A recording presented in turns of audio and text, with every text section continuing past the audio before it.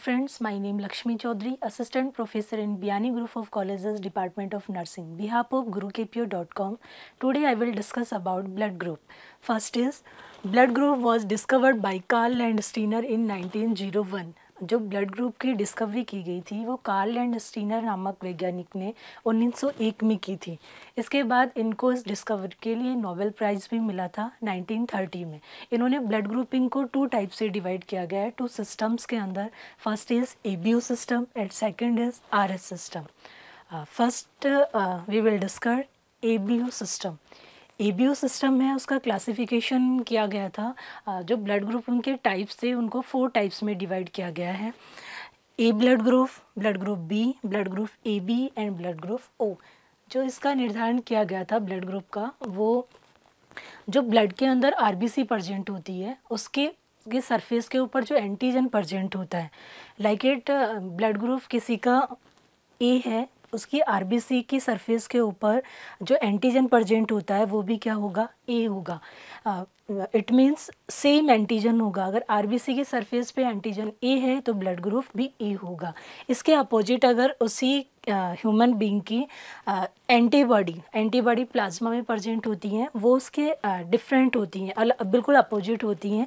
अगर एंटीजन उसकी RBC की सरफेस पे A है तो प्लाज्मा के अंदर एंटीबॉडी B होगी, अपोजिट होगी। लेकिन ब्लड ग्रुपिंग जो होती है, ब्लड ग्रुप का निर्धारण करते हैं वो RBC की सरफेस पे जो एंटीजन प्रेजेंट होता है उसके अकॉर्डिंग किया जाता है। जैसे कि ब्लड ग्रुप A है तो RBC की सरफेस के ऊपर एंटीजन भी A होगा। अगर किसी का ब्लड ग्रुप B है तो उसकी RBC की सरफेस पे जो एंटीजन प्रेजेंट होता है वो भी B होगा, लेकिन उसके अपोजिट एंटीबॉडी उसकी सरफेस के ऊपर A होगी। Next AB।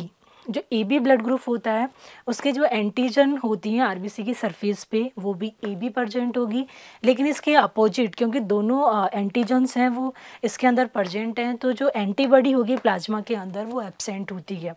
उसके बाद जो ब्लड ग्रुप O होता है उसके जो RBC की सरफेस के ऊपर जो एंटीजन होता है वो भी सेम O होगा, और जो एंटीबॉडी होती है वो प्लाज्मा के अंदर AB होगी।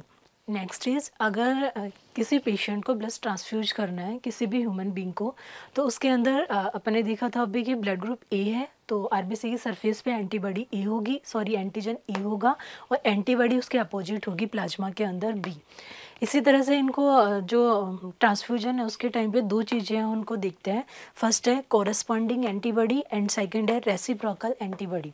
कोरस्पॉन्डिंग एंटीबॉडी का मीन होता है who react with the antigen, मतलब ऐसा एंटीबॉडी जो एंटीजन के कांटेक्ट में आता है तो उसमें क्या रिएक्ट हो रहा है, कुछ रिएक्ट हो रहा है, मतलब उस कंडीशन को क्या बोलते हैं, कोरस्पॉन्डिंग एंटीबॉडी। लाइक इट एक एग्जांपल ले रहे हैं, जैसे किसी पर्सन का जो एंटीजन है RBC की सरफेस पे उसका एंटीजन है, उसका ब्लड ग्रुप A है तो एंटीजन भी A होगा, एंटीजन प्रेजेंट A है।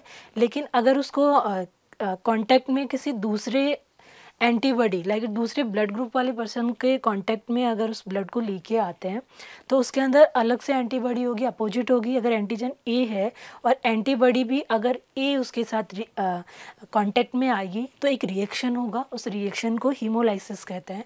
हीमोलाइसिस का मीन होता है डिस्ट्रक्शन ऑफ द RBCs। जो ब्लड होता है उसके अंदर क्लोट बनने लग जाएगा। अगर सेम जैसे A एंटीजन वाले ब्लड ग्रुप होगा तो उसके अंदर एंटीबॉडी B होगा, उसके अपोजिट एंटीबॉडी होगी। लेकिन अगर एंटीजन A वाला जो पर्सन है उसकी एंटीबॉडी अगर B उसके कांटेक्ट में आ रही है तो कोई रिएक्शन नहीं होगा।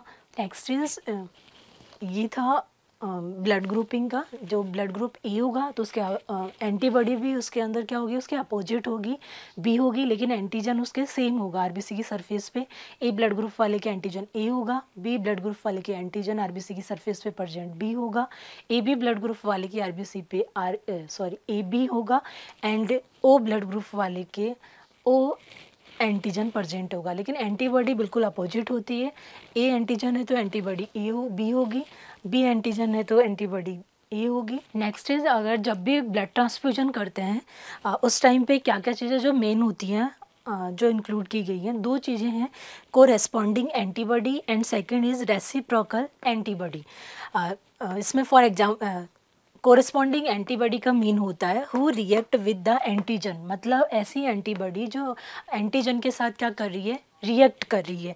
सेकंड है रेसिप्रोकल एंटीबॉडी, इसमें क्या होता है, who can not react with the antigen, ऐसी एंटीबॉडी जो एंटीजन के साथ में कोई रिएक्ट नहीं कर रही। जो फर्स्ट है कोरेस्पॉन्डिंग एंटीबॉडी, उसमें एक एग्जांपल लिया गया है, अगर एंटीजन ए है, अगर किसी पर्सन के एंटीजन ए है लाइक उसका ब्लड ग्रुप भी क्या है, ए है, अगर उसके साथ एंटीबॉडी बी का कांटेक्ट में आ रही है, अगर एंटीबॉडी ए अगर उसके कांटेक्ट में आ रही है, तो उन दोनों के बीच में, क्योंकि सेम हो गया, एंटीजन भी ए है और एंटीबॉडी भी ए है, मतलब ब्लड ग्रुप दोनों चेंज हो गए। ब्लड ग्रुप ए है उसका, तो एंटीबॉडी उसमें बी होनी चाहिए थी, लेकिन यहाँ पे जो कांटेक्ट में आ रहा है ब्लड ग्रुप वो बी वाला आ रहा है, क्योंकि इसके अंदर जो एंटीबॉडी है वो ए प्रेजेंट है। अगर दोनों के कांटेक्ट में आने से इनके अंदर एक रिएक्शन होता है, उस रिएक्शन को बोलते हैं हीमोलाइसिस। हीमोलाइसिस होता क्या है, destruction of the RBC. RBC का डिस्ट्रक्शन होना मतलब ब्लड का क्लोट बन जाता है, और क्लोट बनने से पेशेंट की डेथ भी हो सकती है। तो कभी भी अगर ब्लड ट्रांसफ्यूजन करते हैं तो जो एंटीजन और एंटीबॉडी का दोनों का क्रॉस मैच करवाया जाता है, और उसके अंदर कोई रिएक्शन नहीं हो रहा है तो उसके बाद उस पेशेंट को ब्लड ट्रांसफ्यूज किया जाता है।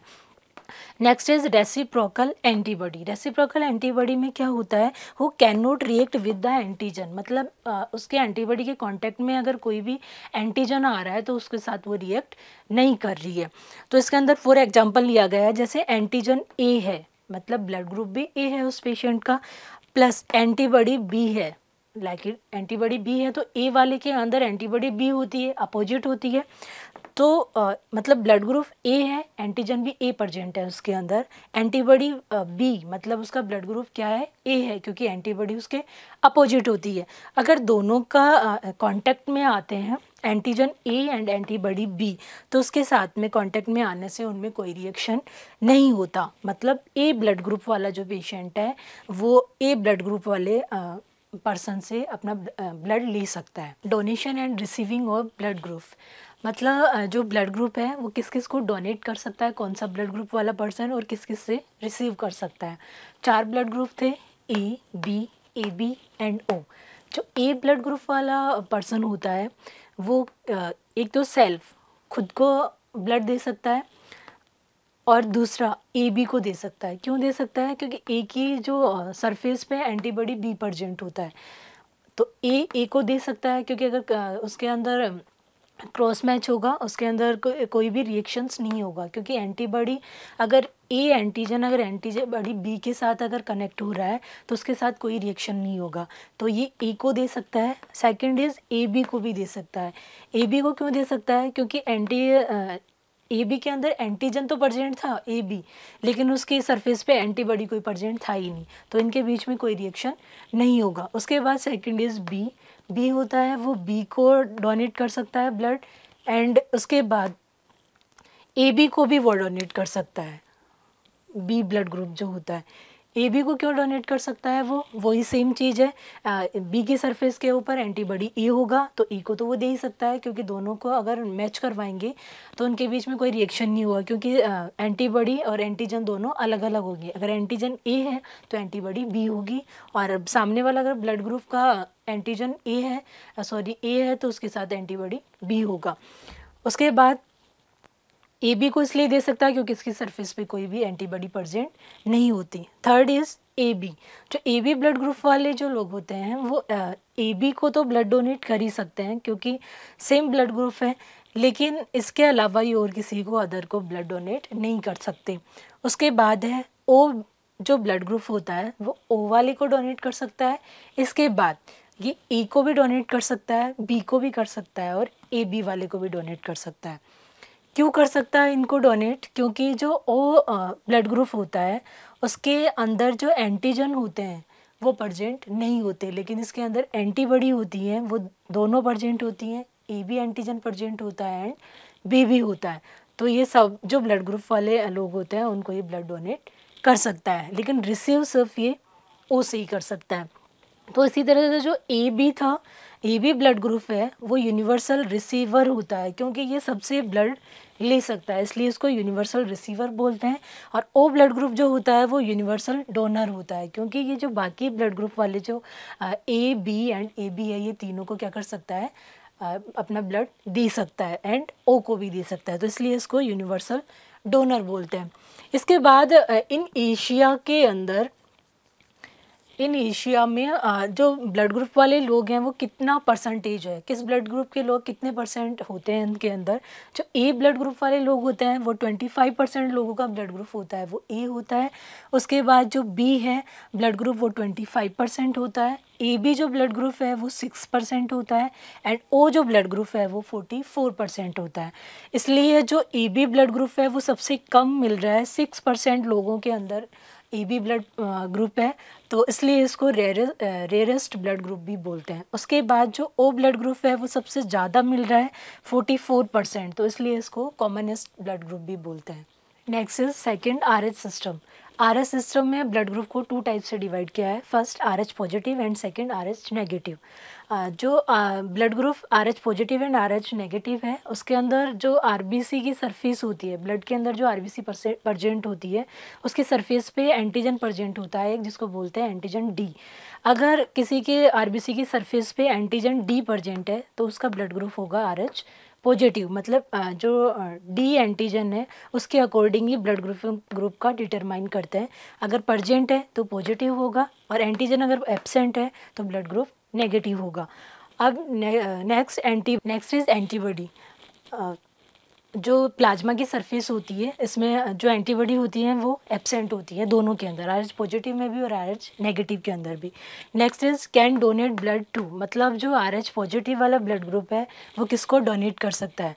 RH पॉजिटिव ब्लड ग्रुप वाला जो पर्सन है वो RH पॉजिटिव को ही ब्लड डोनेट कर सकता है, क्योंकि इसमें जो एंटीजन होती है वो D प्रेजेंट होती है एंड जो एंटीबॉडी होती है वो एब्सेंट होती है, तो ये सिर्फ RH पॉजिटिव को डोनेट कर सकता है।